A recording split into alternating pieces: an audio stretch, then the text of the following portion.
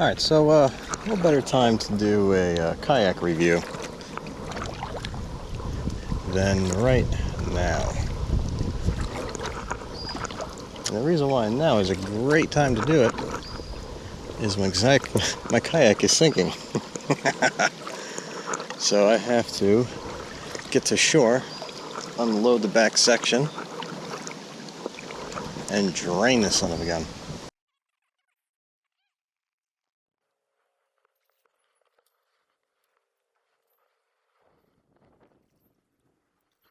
Now, in addition to it sinking and springing a leak, this is not a kayak you want to take on long trips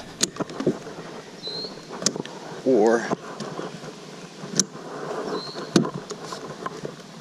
on open water. It is not a stable watercraft.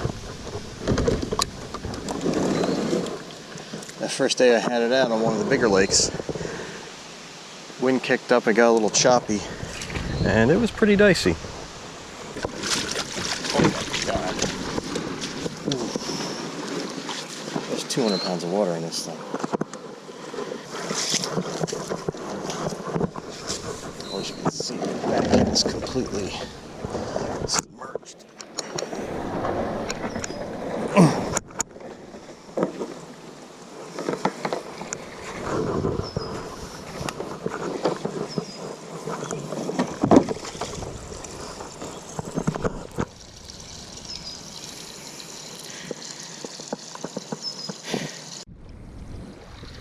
Now, every spring, I highly recommend that anybody who owns a kayak, make sure you wash out the inside of it.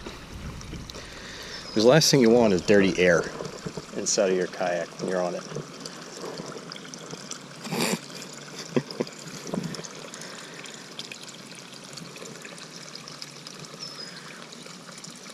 But the issue with this kayak is right here, right there. Now, last summer, at the end of the season, it developed a pretty nasty crack throughout here. And .75 North sent me in the mail some strips, some plastic strips made of the same material as the yak is, and said I can melt it and weld it. It didn't work.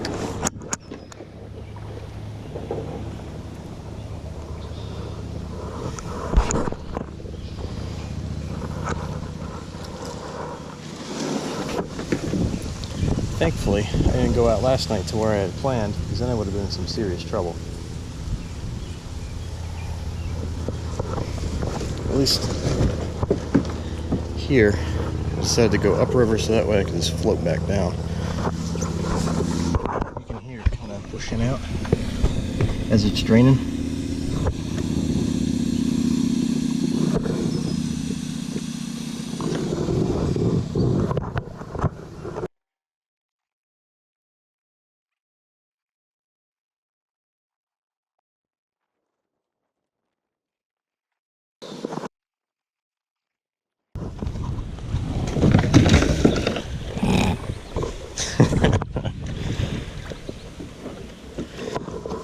Sweet.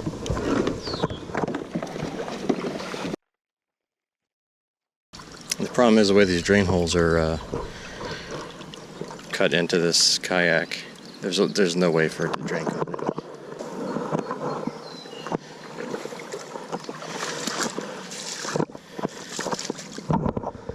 I wonder if I can plug it with something I got on. Oh, there's a spider in my bag.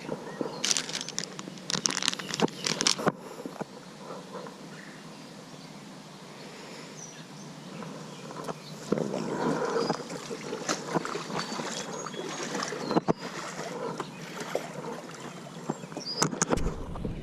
Oh yeah.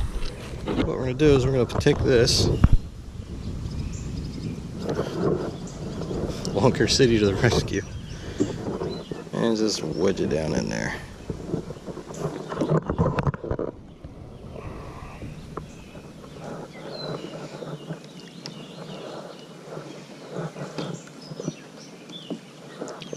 The objective being prevent any water from getting up in here. So now the only water that's going to accumulate is from what splashes in there. All right. How's that for a way to kick off a review?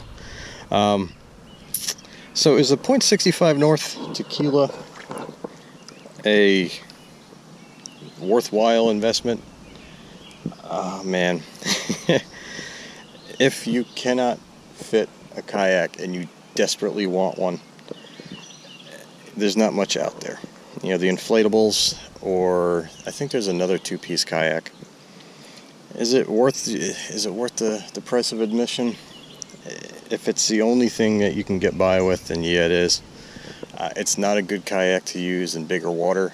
It doesn't track very well at all. It's somewhat stable, but if you get stuck out on a lake and it starts to get a little choppy, the water comes right over the sides real quickly, and it gets kind of dicey rather fast.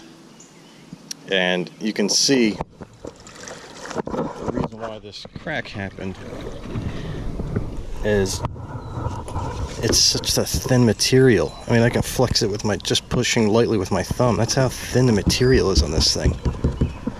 Where they get off charging as much as they do for, I mean, look at that.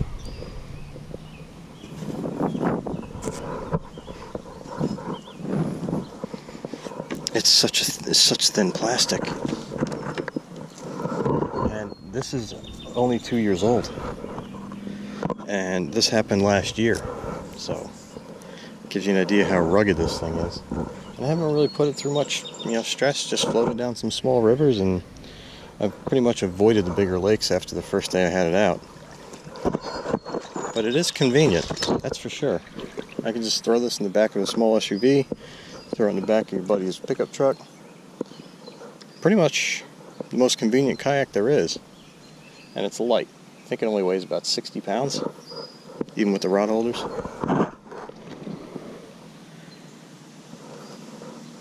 And one thing you have to keep in mind, the paddle.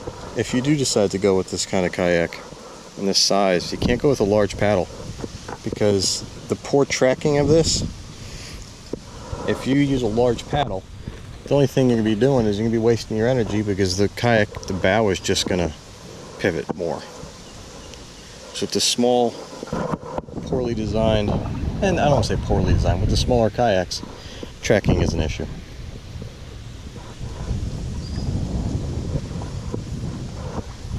But yeah, as you can see, I outfitted mine with way too fancy, what is this, Austin Kayak, Yak Attack, those T-tracks, and it holds the rods. I mean, this is the most sturdy part of the kayak, now that I put those there.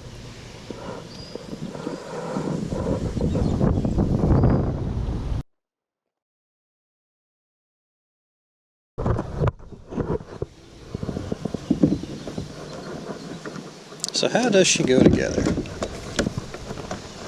It's pretty simple. It's easier to do it on dry land, but since I'm doing a post-drain back together, I'm going to do it in the water. Just ratcheting straps. Like you would have a kind of like a Super Duty version of a rollerblade or snowboard binding, I guess.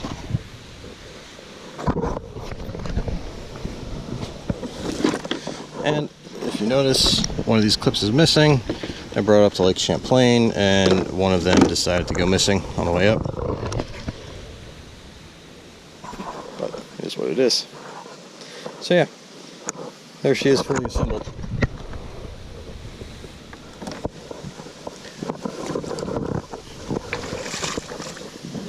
And yes, without a doubt, this is the moped of kayaks. They're all fun and games until somebody sees you in it.